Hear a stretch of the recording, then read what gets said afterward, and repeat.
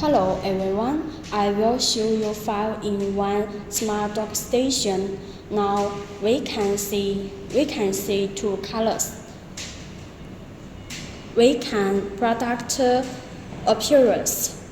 There are 4 interfaces: USB and USB-C charging. Now we can connect Macbook.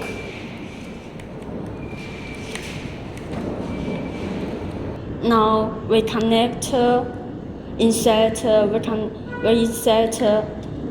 U-disk and keyboard.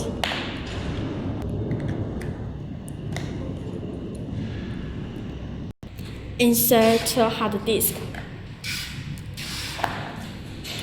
and U-disk.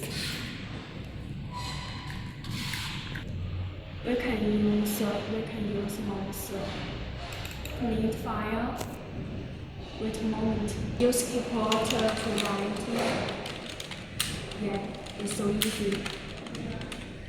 Okay. We can open computer. You can see this